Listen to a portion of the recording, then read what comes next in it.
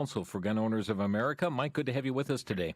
Thank you for having me. Hello, Jim. Hello, America. Okay, so two bills passed this morning, H.R. 8, H.R. 1446. We're going to piece those, delve into them individually. First of all, H.R. 8. It was called the Bipartisan Background Checks Act of 2021. It passed this morning, 227 to 203. In the end, there were 8 Republicans that voted for it. 1 Democrat voted against it. But first of all, Mike, you've got to love the name. I mean, call it bipartisan. Wow. I looked at the co-sponsors. Or 3 of the 210 were Republicans. The rest were all Democrats. Yeah, there are people like Fitzgerald who Bloomberg bought his election. Bloomberg said, if you will be the Republican sponsor on anti-gun legislation, I will allow you to be reelected to Congress in your anti-gun district in Pennsylvania. So, these are the best congressmen money can buy in terms of people who were free to vote their hearts and vote their constituencies. I don't think there were any Republicans that voted for this turkey. What it is basically a universal gun registry. Now, the other side will say, oh, no, it's not a universal gun registry. They don't like that term, I think for the same reason that Satan doesn't like the word sin. But basically that's what it is. It would create a registry of every gun owner, every gun and their addresses in the United States, and in addition it would create a set of rules which are so complex that no one can comply with them. So if in fact owning a gun becomes a minefield in which you make the wrong step and you go to prison, all of a sudden people are going to think, do I really want to own a gun? And that's the intention of this legislation. Intimidation? Yeah, intimidation. I'll give you an example. It's the legislation supposedly says that before you transfer virtually any gun, and it says transfer, it doesn't say sell, it doesn't say gift. It said before you transfer any gun or virtually any gun, you have to go into a gun shop and perform a Brady check. That is, check out your purchase with the FBI. Now, first thing is that if you have a Brady check, you have to fill out a form. The form is called Form 4473, and those are kept by the gun dealer. But we know that the government each year conducts an inspection of those gun dealers, and we know that in many cases the Bureau of Alcohol, Tobacco, and Firearms inspectors tell the gun store owner, leave the room while we inspect these. So then it takes out the forms and begins photographing them. If they have a photograph of these forms, and incidentally they've recently rearranged the form so that the name, address, and the guns you have are all conveniently on the first page, so they only have to take one photograph. Now, all of a sudden, the Bureau of Alcohol, Tobacco, and Firearms has all of these forms on file in a computer retrievable form, and that's by my definition, a gun registry. So if everyone in the country, when they transfer a gun, has to have one of these forms, then you have a gun registry, which includes everyone in the country. So that's the first problem. The second problem is this complexity. Let's say you want to give your gun to your son. Yeah, you can do that. You don't have to have a Brady check. Let's say you want to give your gun to your son in exchange for yard work. That's a crime. You're a criminal. Your son is a criminal. What? Break that. That's what part of this H.R. 8 is about? Yes, that's what part of it is about. You have an exception to the Brady check if it is a bona fide gift to your son, aunt, uncle, nephew, parent, or grandparent. But if they work for it? It has to be a bona fide gift. You can't take anything, including sweat equity, in exchange for transferring it. So if you say, I will give you, son, this gun, but you need to mow the lawn, then all of a sudden you're a criminal, your son is a criminal. That's the sort of games that people who drafted this legislation are playing. And they understand what they're doing. They're making gun ownership so complex, no one can understand it. No one can comply with the law. And supposedly people will give up their guns for fear that they will trip over a legal prescription that they don't understand. Again, folks, the three Republican congressmen that joined on with the Dems in the sponsorship was Upton of Michigan, Smith of New Jersey, and Fitzpatrick of Pennsylvania. That were co-sponsors here of H.R. 8. But again, no transfer between private parties unless you get a licensed gun dealer involved with this whole process. This whole issue of a gift is okay within, family. However, in exchange, I'm going to give you this gun if you take care of this project for the summer, you do this or do that. That all of a sudden turns you into a criminal if you don't go and get a background check? Well, yeah, if you don't get a background check. Now, let me give you two more examples. Let's say you can get an exemption if you give a gun if you transfer a gun temporarily to someone in order to thwart an emergency involving death or serious bodily injury. But it has to be a real emergency. It can't turn out to be something else. So you're in the middle of the night. Let's say your son-in-law and your daughter are living with you in the next bedroom. You get up, you hear the clangs downstairs. You hear something fall off the shelf. Now, you hand your gun to your son-in-law, and you begin to go down the stairs. If it, in fact, if you're lucky, and in fact it's a homicidal killer, then you're okay. Except, of course, you may not escape the homicidal killer. But if it's your cat who's playing with the cans on your stove, then you're a criminal. Your son-in-law is a criminal because it has to be an actual emergency involving the threat of death rather than an imagined or reason to believe emergency. Another example, you're standing in your dining room. You've got a new gun. You're very proud of it. You hand it to your neighbor in order for him to look it over. If you stand there, you're okay. If you leave the room to go to the bathroom, you're a criminal and your neighbor is a criminal. And the reason is because you have to be in the same location as the gun, physically present during the entire time in which your neighbor is examining the gun. It's not a coincidence. The intention is to make it so complex to own a gun that no one will want to. Michael Hammond with us here today on Crosstalk. That is H.R. 8 that passed the House this morning, 227 to 203. In the end, there were 8 Republicans that voted for it. They're calling it the Bipartisan Background Checks Act of 2021. Well, Fitzpatrick of Pennsylvania. He's as I said earlier, the best congressman money can buy.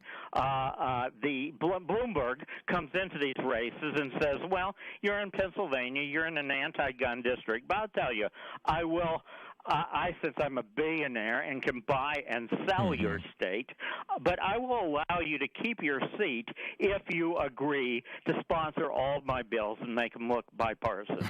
That's exactly what happened with Fitzpatrick, and that's exactly why we are where we are. Titles are often deceiving. There is another piece of legislation that also passed this morning. It was H.R. 1446, had 165 co-sponsors, all were Democrats, but when voted on, the final vote was 219 to 210. There were 2 Republicans that joined the Democrats, 2 Democrats that joined the Republicans. They're calling this one the Enhanced Background Check Act. Tell us about this one. Oh, and they call it, quote, the Charleston loophole, close quote, although, of course, it would have had nothing to do with the Charleston tragic church shooting. What happened in that case is a young man who, I won't use his name because that's what he wanted out of it, notoriety.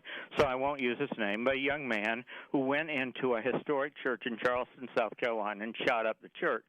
The FBI conducted a Brady check on him, which it basically ended in, you can buy this gun. No reason to believe that he couldn't buy the gun. It turned out that he had been arrested for a drug offense in a jurisdiction other than the jurisdiction in which he lived. Now, the FBI had 2 months to look this over, couldn't figure out that he could be a prohibited person. It could have had a million years, and it wouldn't have made any difference. But now the anti-gunners are coming forward and said, yeah, if they had 3 months or 4 months or 5 months, maybe the Brady check, which turned out to be completely useless, could have stopped this shooting rather than being a useless imposition on people's constitutional rights. In fact, that's not the case. What this one would do is there was a compromise in 1993. Part of the advantage of being very, very old is you remember these things. The compromise was we will have the Brady check, but the government will not allow you to hold up a gun transaction indefinitely. Rather, after 3 days, you will be able to, without violating the law, take possession of the gun from the seller if the government hasn't found out anything adverse about you. In fact, that's not the way it's worked. The government has gone around to Walmart and places which sell guns, and particularly big box stores, and said, okay, unless we give a green go-ahead, don't transfer the gun. That is, we realize the law allows the gun to be transferred at the end of 3 days. We don't want you ever to transfer the gun unless we say it's okay. And so what the FBI has done is it said, we're taking no position on this, and that's gone on for months and months and months. And Walmarts of the world have said, we're not going to transfer the gun because the FBI has said they don't know. We receive probably at GOA more complaints about this than any other issue. People saying, I'm a law-abiding citizen. I have been a stellar member of my community for the last 60 years. I've tried to buy a gun. The FBI can't find anything bad about me, and yet they won't let me take the gun. And they say, I think correctly, that this is an interference with my constitutional rights. Well, now the FBI has said, 3 days is not enough. We want to hold up your transaction for at least 10 days, and then after 10 days, you petition the FBI, and then 10 days after you petition the FBI, you're exactly in the same position that you were at the end of 3 days under previous law. That is, you can legally take possession of a gun, but you probably won't be able to. Okay, we're going to pick up with this after the break. Mike Hammond with us today, Legislative Counsel for Gun Owners of America, as this morning the House passed 2 pieces of legislation attacking the Second Amendment right. We'll be right back. Back to Genesis with Dr. John Morris, scientist with the Institute for Creation Research. Dr. Morris, in Genesis 6, we read of the fountains of the great deep. What were these? Chris, the Bible teaches that at the start of the flood, all the fountains of the great deep broke open. This triggered a chain reaction of events which inundated the earth. I think of these fountains as underwater volcanoes or perhaps seafloor vents where materials deep inside the earth rushed out. Today we find these seafloor vents which bring up chemical-laden waters, quite unlike seawater, but all at superheated temperatures. It may be that during the flood, these vents brought up a great deal of water which had never been on the surface before, thus providing waters for the flood. This has all been the subject of research among creationist geologists. We're still working on it, but we do so from a back to Genesis perspective.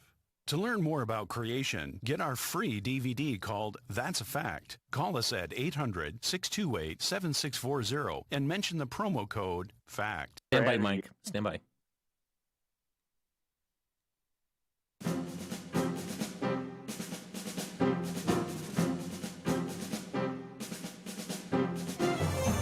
Well, the attack on the Second Amendment advanced this morning in the House of Representatives as 2 pieces of legislation were passed that do just that. Michael Hammond is with us, Legislative Counsel for Gun Owners of America. And we talked about H.R. 8 extensively in the first section. Right now we're on H.R. 1446 that also passed this morning, 219 to 210. 10. They're calling it like the Charleston loophole or the Enhanced Background Check Act. And I am wondering about this, Mike. You were saying that if after 3 days you still don't have that go-ahead, that green light, this gives another 10 days. And then what, after that next 10 days? Then you petition the FBI, and 10 days after you petition the FBI, you're in the same position you were at the end of 3 days under current law. Now, I realize that sounds a little complex, so let me explain what I think we think the downside is. In Pennsylvania, you are required to have a purchase permit in order to purchase a gun. And what the Philadelphia said, at least, is, okay, you have to have the purchase permit, but guess what?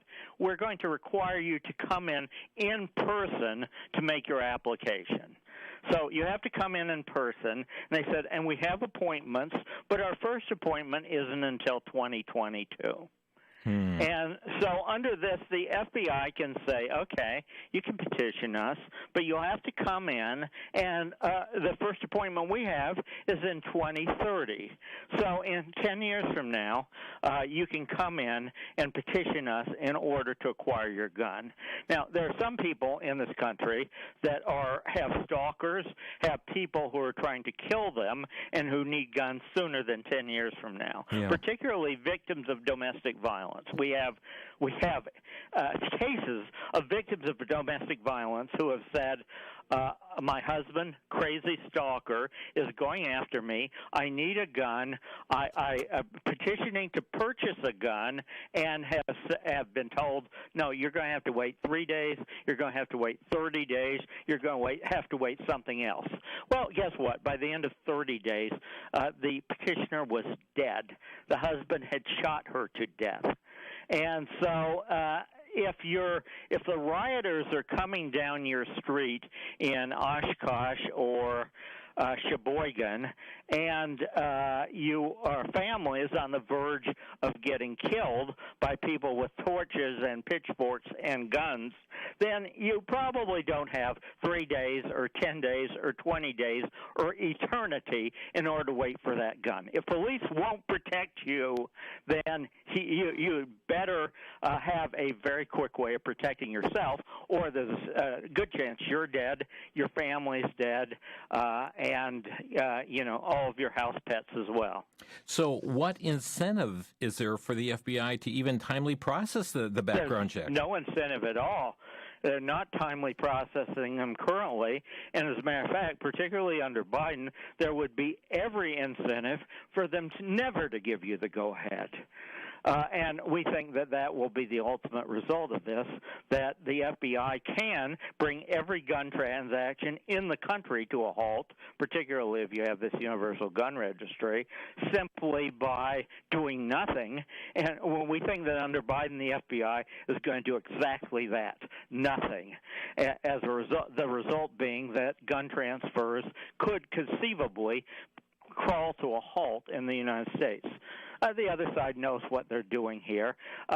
One of the rules of thumb I have learned in my life is that when you think you see a problem with legislation drafted by someone else, that problem is probably going to be real and going to come back and bite you, maybe not for a decade or 2 decades, but yeah, if there's something wrong with legislation, that will ultimately make itself known in a way that will hurt you.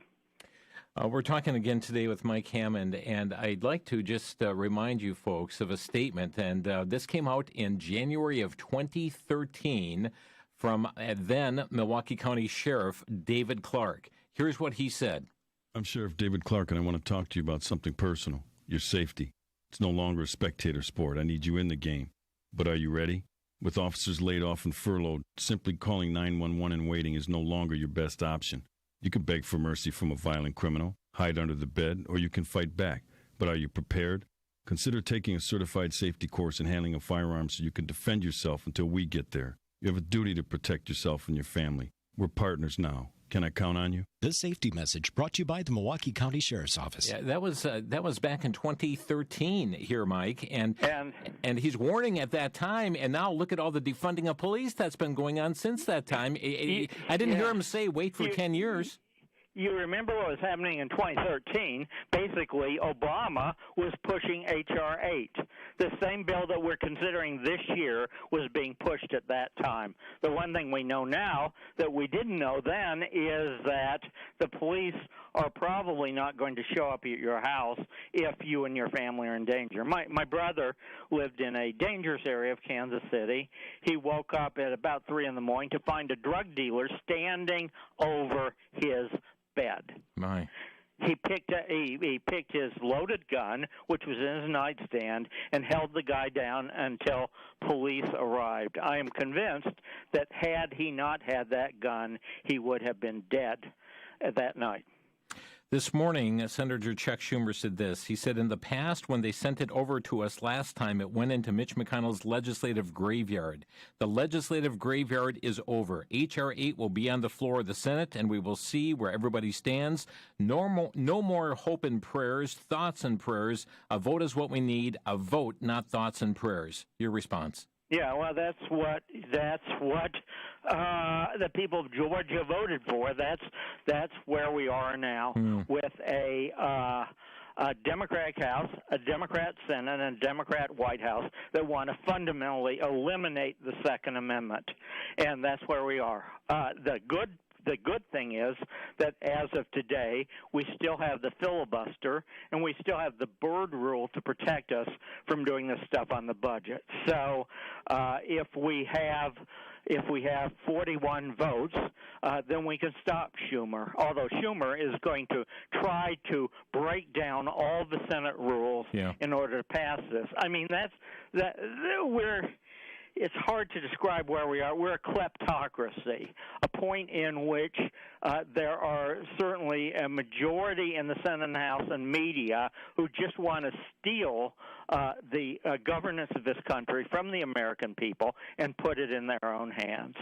And this kleptocracy wants to eliminate the Second Amendment, and Schumer is going to do what he can to get the Senate to vote to destroy the filibuster. Could you comment on the lightning speed that we've seen this past? I mean, today is March 11th. Both H.R. 8 and H.R. 146, or 1446, were introduced on March 1st. How did these bills ever make it that fast through the committee process? It made it because you have a leadership that is fundamentally committed to destroying everything they disagree with. Even before this, they passed H.R. 1, which effectively would destroy all of our election rules and overrule the states and register basically felons to vote and have automatic registration and have unlimited mail-in ballots and ballot harvesting. And so, I mean, their first objective was to eliminate democracy and destroy the democratic process. Now they're turning to the Republicans and saying, what is the most significant base of the Republican Party right now? Well, the most significant base is probably the Second Amendment movement. So they said, if we can destroy the Second Amendment movement and destroy the election rules, then the Democrats will reign for the next 100 years. Right. And if you say this sounds like it was Germany on the eve of Kristallnacht, the Soviet Union on the eve of Stalin, Uganda under Idi Amin, or Zimbabwe under Robert Mugabe, I would say you're absolutely right.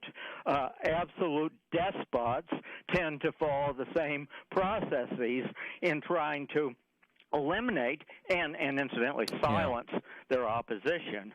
And the Schumers of the world have their friends at Facebook and Amazon to make sure that the people who favor constitutional government aren't able to get their point of view across, much less convince Congress not to eliminate the principles on which our country was founded. You mentioned H.R. 8, and you brought in then H.R. 1 and the attack there on the voting aspect and the First Amendment there, but also think about H.R. 5 that passed, the so-called Equality Act that strikes at the heart of religious freedom here across this land as well. Do we know when the Senate is going to take up these two bills? Well, I suspect they'll take them up, as Schumer said, very quickly. I think that he would like to destroy the filibuster as soon as he can, and using guns is a real trick, because it turns out that the guy who's sort of standing in the way of destroying the filibuster, West Virginia Democrat Senator Joe Manchin, is also the chief sponsor of H.R. 8. So Schumer is essentially saying to Manchin, either you destroy the rules or you repudiate your own bill. So it's the guy is clever sort of way, and I think that Schumer would like to destroy the rules sooner rather than later because he has other things on his agenda. Packing the Supreme Court. I think he'd like to add 15 members on that and fill it with liberals. I think he would like to admit the District of Columbia and Puerto Rico as states so that there are 54 crazy left Democrats in the United States Senate. He'd certainly like to pass H.R. 1 with its ballot harvesting, with paid advocates going around from door to door, getting money for the purpose of collecting and filling in ballots in order to ensure that there is a Democratic sweep of the kind that there are consistently in California. If you like the result in California and the way California is governed, that's what Schumer wants to bring to America, all of America, very, very quickly. If this passes the Schumer Senate, and we know President Biden would sign this into law, will there be a court challenge? Oh, absolutely. There'll be a court challenge, but it's always dangerous counting on the courts to do the right thing because they are in many cases packed with liberals who are political in their outlook rather than jurisprudential and who want to use the law in order to achieve liberal objectives. So counting on the courts in order to save us from our legislative lethargy is, in my opinion, very foolish. Yeah, and that's well said, the legislative lethargy. And indeed, folks, that's what's going on. You've got info that you're keeping people abreast through your website. Tell us the web address where people can access. Our web address is gunowners.org. That's GUNOWNERS.org. Gunowners.org. And, folks, we're going to take a quick break. And we have one more topic we're going to get into our discussion this afternoon, and that is the nomination that transpired just yesterday, confirming Merrick Garland to be the next United States Attorney General. Back in 1 minute. This is Crosstalk.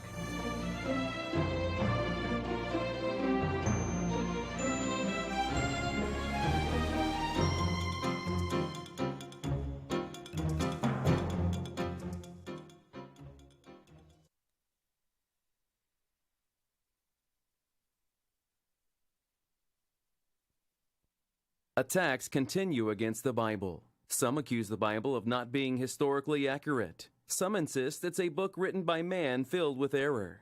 But did you know that archaeology continues to confirm what's written in Scripture? In the fully illustrated hardcover book, Evidence for the Bible, you are introduced to the world of biblical archaeology. Using full-color pictures and an easily read format, you will see that what has been dug up from the earth confirms the places and events from Scripture.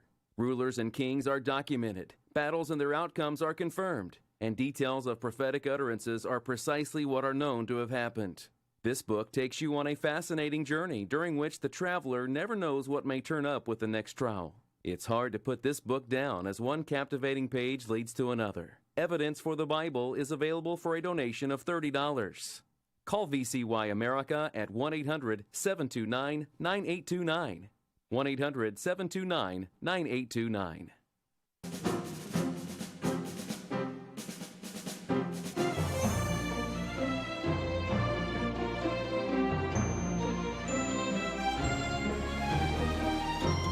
And you're listening to Crosstalk on VCY America. Michael Hammond, our guest today, Legislative Counsel for Gun Owners of America. And earlier today, H.R. 8 passed, H.R. 1446 passed, going over now to the United States Senate. And even as I've been looking at some of the issues going on, all the actions of these legislation, it appears they just yank some of these bills out of committee to take them right to the floor to get them passed and bypassing even the committee process. And that also allows them to run these things through like greased lightning. Let's hit one more issue, and then we'll open some phone lines, and that's Merrick Garland, confirmed as the next U.S. Attorney General. The vote 70-30. Do you anticipate further attack on the Second Amendment? Your thought on this nomination? Yes, absolutely. Merrick Garland hates the Second Amendment. He probably hates all of them, but he certainly hates the Second Amendment. Back in 2016, as you remember, President Barack Obama nominated him to be a member of the United States Supreme Court. At the time, there were people writing articles saying, oh, no, he's really pro-Second Amendment. He'd really be a great conservative justice. And I wrote an article for USA Today in which I said, no, there have been 4 cases on the Second Amendment that he's decided. One is whether the Second Amendment should exist at all or whether it's just a militia right exercised by the governors of the state. And Merrick Garland said in that case, in all 4 cases, Merrick Garland brushed the Second Amendment aside. And in the Heller case, Merrick Garland said the Second Amendment doesn't exist except to guarantee the governors the right to raise a militia.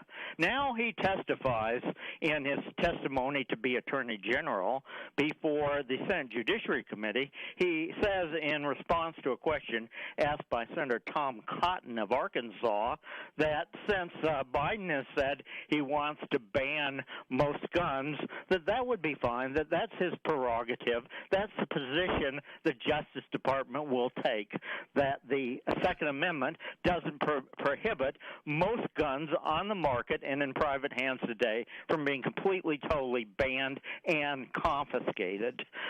With respect to other questions, he said, other questions with respect to gun policy, he said, with respect to H.R. 1446 that we were just talking about, he was asked, will this allow the FBI to delay your transfer of your gun forever? And he said, well, let me get back to you on that. Oh, my. And then in written questions, he said, I really haven't thought about it. I don't know whether 1446 will allow the FBI to delay your gun transfer forever for no reason. Now, I didn't learn much in school, but the one thing I learned is when you can't answer a question on an open book examination, it probably says something. Yeah. And this guy had an infinite amount of time and an infinite number of advisors who could have told him how to answer this, and he refused to answer it. Yeah. What that says to me is that, yes, he intends to use 1446, should it pass into law, heaven help us, for the purpose of permanently blocking gun transfers. These 2 bills also are not the end game. The plan is to go much further, is it not? Yes, the plan is to also have an explicit gun ban, although I'm not sure you need one, given the way Garland is going to interpret these 2 bills as they exist.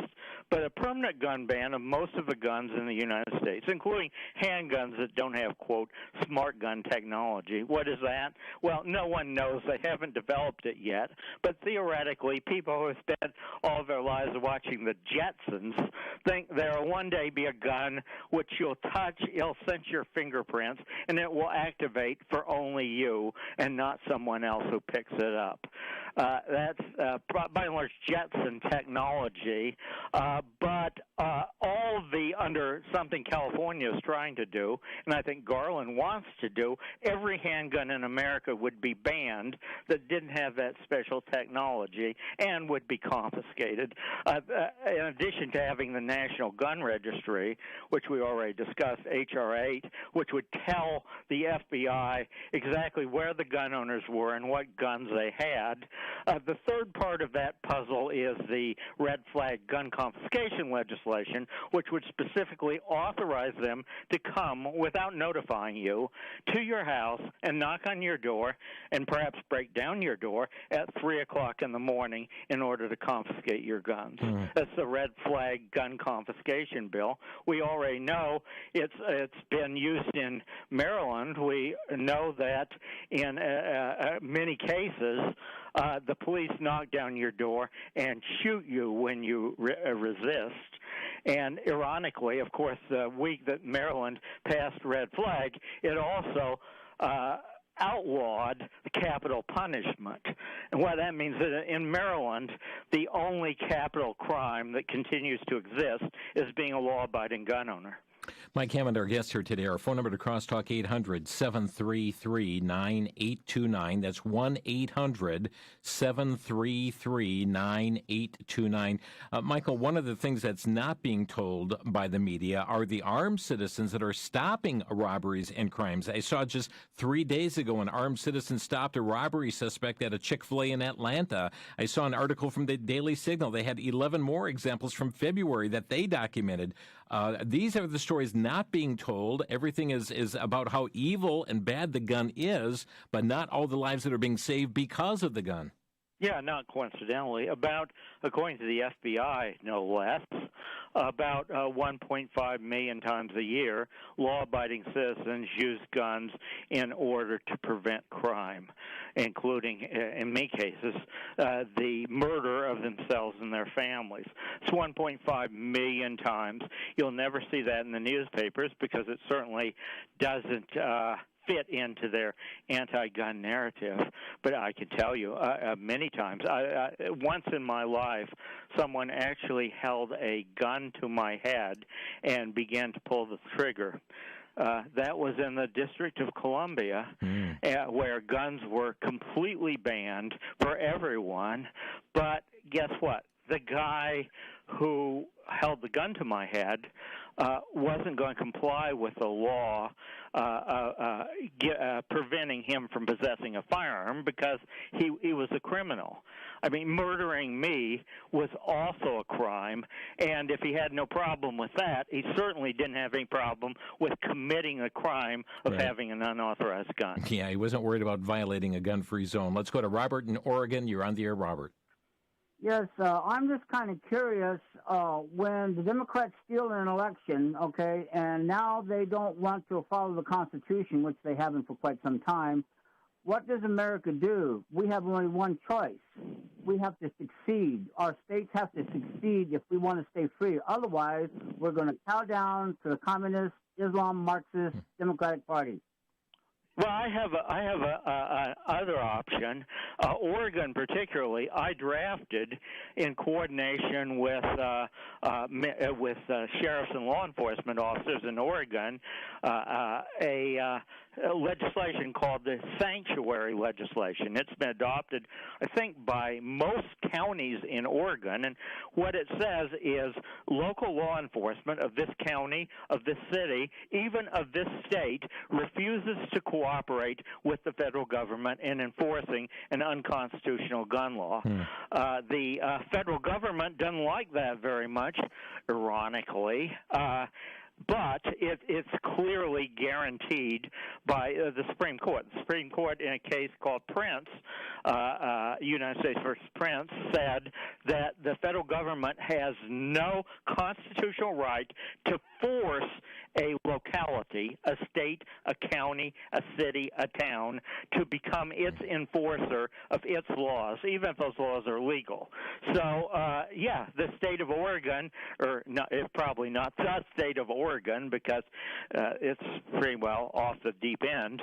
But the counties in Oregon have moved very quickly to say if the federal government wants to enforce these laws, let them enforce them themselves. Robert, thank you for the call. We've got a number of callers lined up here today. And by the way, these two bills are heading to the Senate. Let your senators know your position on them. The Senate switchboard number is 202-224-3121, 202-224-3121. David is calling from Santa Fe, New Mexico. David, you're on the air. Hello, David. Yes, go ahead. Hello, David. Hey, yes. I'm just curious on how they hope to, enforce all these, unconstitutional executive orders, one after the other, more ridiculous. Where this is going to go, it's obviously some kind of conflict, clearly. Mm-hmm. Yeah, and these aren't executive orders. This is legislation, but for both, the enforcement mechanism is kind of interesting too. Yeah, I can say that in New Mexico, as in Oregon, those are two states that have been in the very lead in adopting this legislation, and I drafted the template for it, and a lot of counties have basically taken the details, jimmied them in order to suit their personal needs, and enacted the template which I drafted. But I think in a majority of counties in New Mexico now, the sheriffs and the local authorities have said, we're not going to enforce these constitutional laws either. And incidentally, that's put them in contradiction with your crazy leftist governor, Lujan, who has told sheriffs, if you don't want to enforce the law, you should just resign. Now, imagine the outrage of this.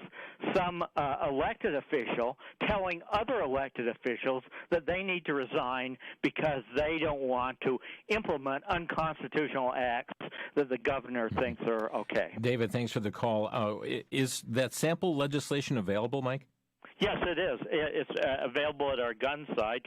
Or calling our office. But, yeah, go on to our gunowners.org, and I think you should be able, I'm the world's most incompetent technology guy, I think you should be able to find the template which I drafted. Great. The draft sanctuary, or Second Amendment sanctuary ordinance is what it's called. Let's go next to Jim calling from Wisconsin. You're on the air. Yes, hi. I saw a comment. I'm pretty sure the leader of Communist China said we have to do something about gun ownership in America. The Democrats, they want to stand with that statement and say, we're on the side of the Communist Chinese. And the second question I have is, what can we do as average citizens? I try to call my congressman. I can't get through to them. I think they're deaf to our voices anymore because they got the power. It depends on where you are in Wisconsin. I know your Senator Ron Johnson is a strong Second Amendment supporter. You should contact him and ask him to take the lead. Tammy Baldwin, I think, is a hopeless case, but it may be that your representative, depending on whether he's a Democrat or a Republican, would also be sympathetic to your Second Amendment concerns. So Wisconsin is a peculiar case, but you have a Republican legislature and you have at least one of your senators who is a strong supporter of the Second Amendment. Mm-hmm. Thank you very much here, Jim, for the call. We are up against a break, and so we're going to take the break and come back to more of your phone calls here on Crosstalk. With us today is Michael Hammond, Legislative Counsel for Gun Owners of America. Their website, gunowners.org. A reminder that these two bills, H.R. 8 and H.R. 1446, passed the House this morning, now headed to the United States Senate. Chuck Schumer is committed to having them passed. Your senators need to hear from you. We'll be back in just a minute here on Crosstalk.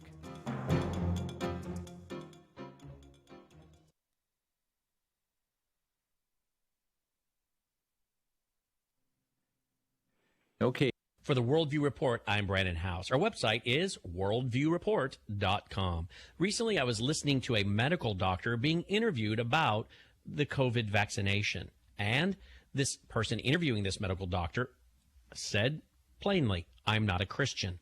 But the medical doctor was very obvious. And the medical doctor began to talk about how when you have to get a card or a mark or some kind of certification to buy something, to go into a store, to get on an airplane, that it's setting up the mark of the beast. Well, the person that was interviewing her, again, she said she's not a Christian. But here's what she said that stunned me. She said, why is it I'm having to tell the Christians not to be a part of this? Why am I having to tell the Christians, as a non-Christian, tell the Christians this is setting up the mark of the beast? Why are Christians doing this? You know what the Bible says, Christians? Come out and have nothing to do with this. It's sad when the unsaved world knows we're not doing our job.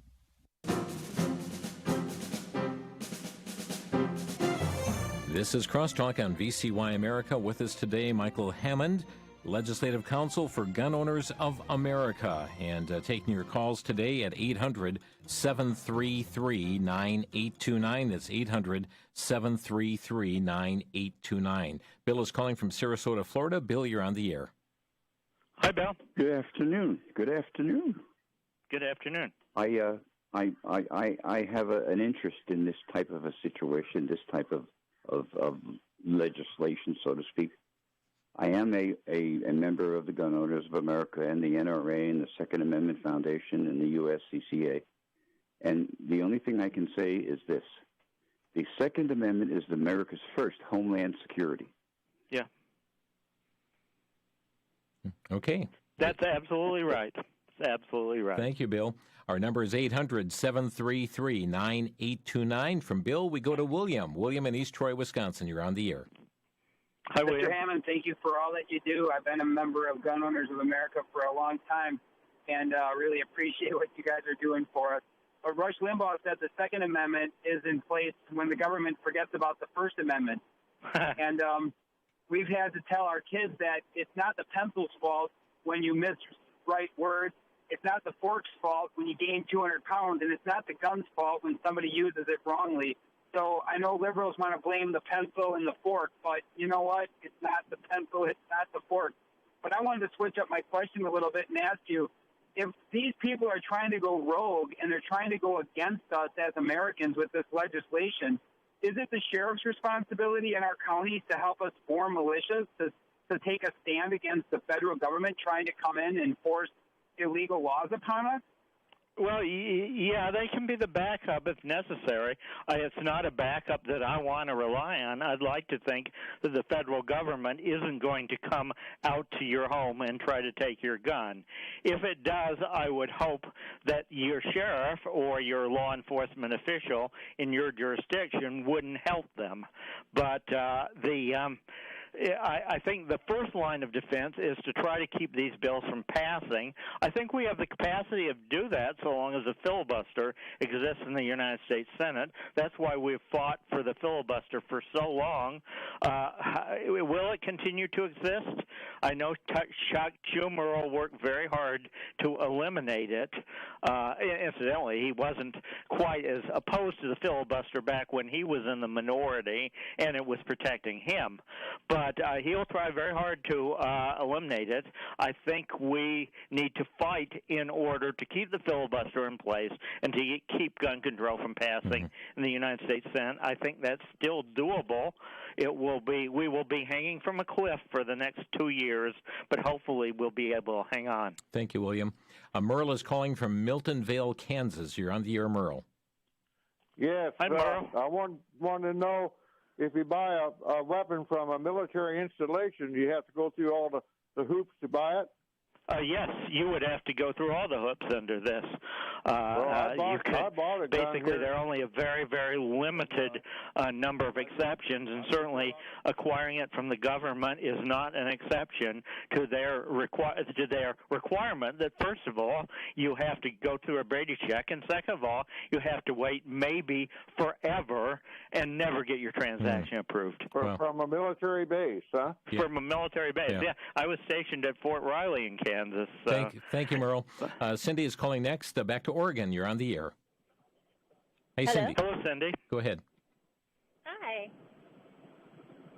Hi, Can Cindy. you hear me? Yeah, you're on the air. Please go ahead, Cindy.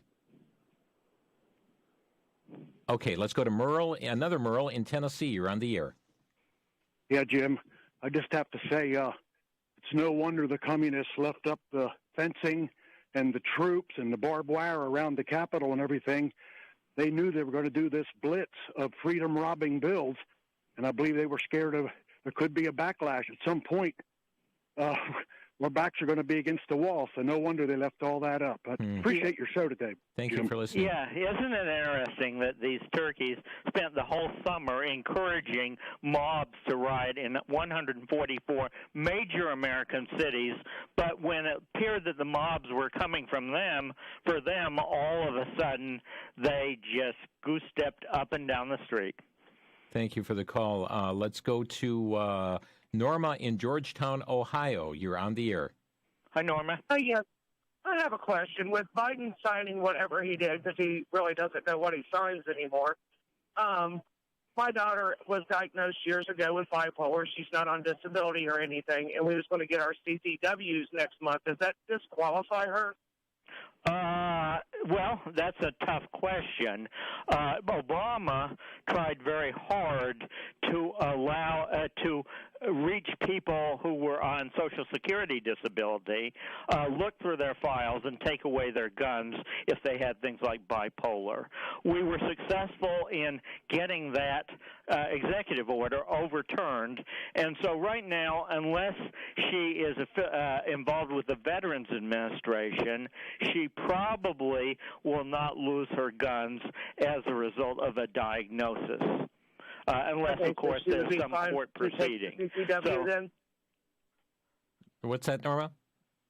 With the CCWs, she would be okay to go ahead and pay the money to do that class?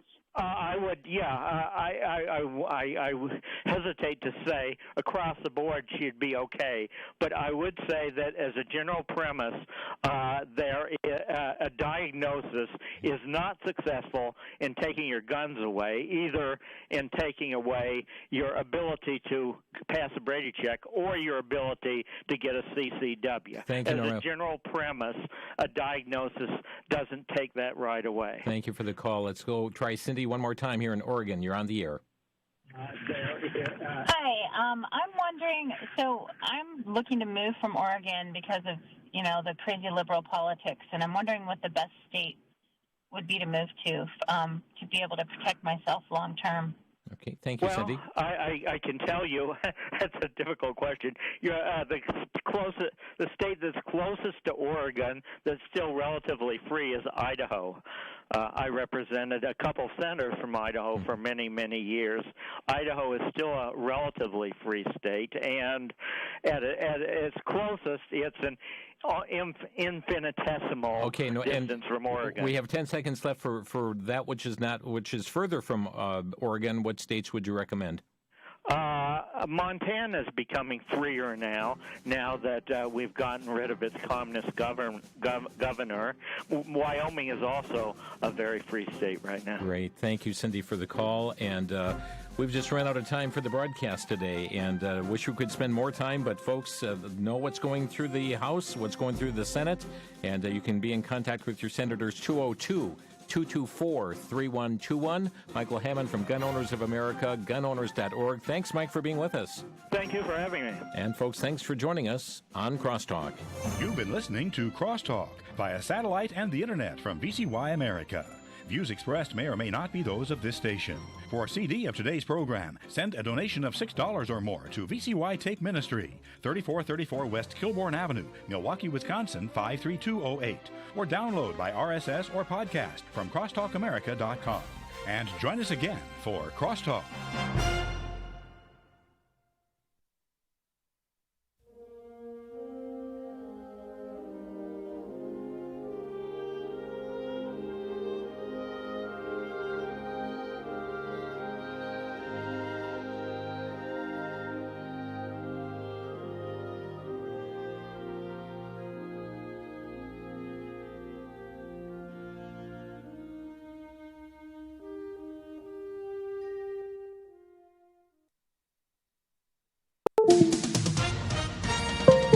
With SRN News, I'm John Scott. President Biden signing into law the $1.9 trillion relief package that he said will help the U.S. defeat the coronavirus and nurse the economy back to health. The president says this is historic legislation. It's about rebuilding the backbone of this country and giving people in this nation, working people, middle-class folks, people who built the country a fighting chance. That's what the essence of it is. The signing came hours before Mr. Biden delivers his first primetime address since taking office. Also at srnnews.com, Republican Senator Lindsey Graham says a provision for farm loan forgiveness in the president's COVID relief bill amounts to reparations. Bob Agnew has more. Senator Graham questions why there's a provision in the bill to target loan debt forgiveness to black and other minority farmers. He says the $5 billion provision amounts to reparations because it offers no similar assistance to white farmers and questions what it has to do with COVID-19 relief. Graham's comments drew quick criticism from South Carolina Representative